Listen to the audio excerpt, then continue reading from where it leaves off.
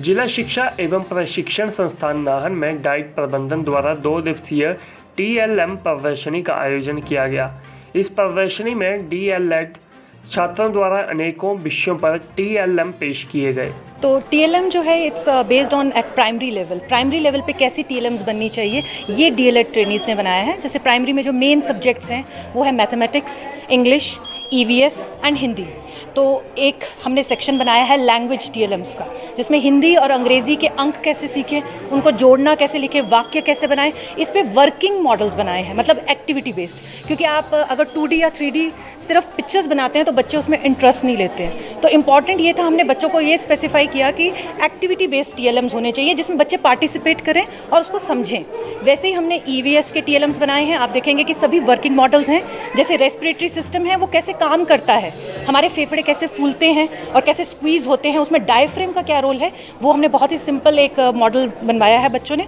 वैसे ही हमने water harvesting system, क्योंकि हम सिर्फ बात करते हैं कि रेन वाटर को कैसे हार्वेस्ट करना है, पर बच्चों को हमें सिखाना पड़ेगा, मतलब थ्योरी से बच्चों को प्रैक्टिकल की ओर लेके जाना है। सिमिलरली हमने 3D मॉडल सोलर सिस्टम का बनाया, क्योंकि बच्चे समझ नहीं पाते हैं कि अपने एक्सिस पे प्लैनेट कैसे घूमता है और अराउंड द सन कैसे घूमता है, तो हमने वो वर्किंग मॉडल बनाया है। सिमिलरली लूनार और सोलर एक्लिप्स, समझ ही नहीं आता है कि सूर्य ग्रहण कैसे हो रहा है और चंद्र ग्रहण कैसे हो रहा है, तो बच्चे आपको प्रैक्टिकली वो करके दिखा रहे हैं। सिमिलरली हमने टेक्नोलॉजी को भी ऐड किया है, बिकॉज आपने देखा होगा कोविड काल में हमें ऑनलाइन क्लासेस लेनी पड़ी, और ऑनलाइन क्लासेस के लिए टीचर को टेक्नो फ्रेंडली होना चाहिए और हमें कुछ टेक्नोलॉजी बेस्ड TLMs भी बनानी चाहिए। तो उसके लिए हमारे बच्चों ने बहुत अच्छा एक डॉक्यूमेंट्री बनाई है। जैसे हमारे एक चैप्टर है EVS में, हमारा आस पड़ोस।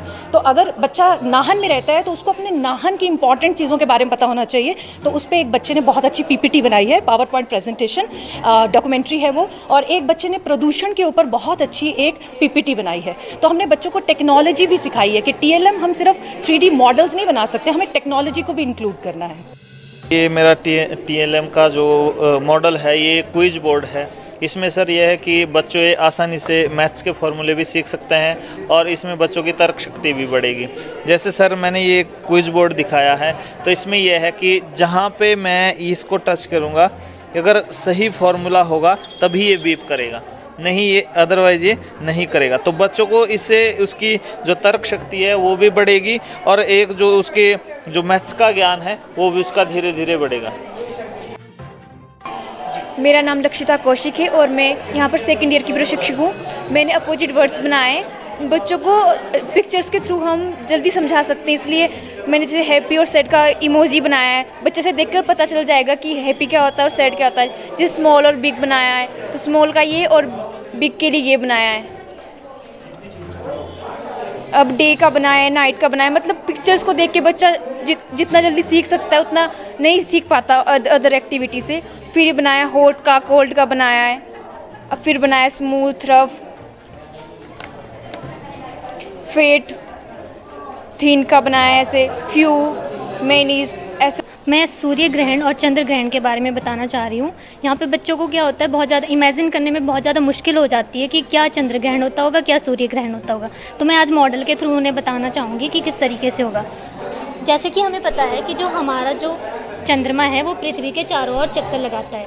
चक्कर लगाते हुए जब वो हमारी धरती और सूर्य के बीच में आ जाता है तो क्या होता है, जो सूर्य की जो किरणें हैं वो हमारी चंद्रमा पे पड़ती है, जिसकी वजह से हमें हमें जो सूर्य है वो दिखाई नहीं देता है, जिसे कि हम सूर्य ग्रहण बोलते हैं। जैसे ये घूमते हुए चंद्रमा धरती के पीछे आ जाता है तो इससे क्या हो जाता है, हमारी धरती की छाया चंद्रमा पर पड़ती है, जिसकी वजह से जो है हमारा चंद्र ग्रहण होता है। Thank you sir. मेरा नाम अमृता चौहान है, मैं DLED सेकंड ईयर की छात्रा हूँ।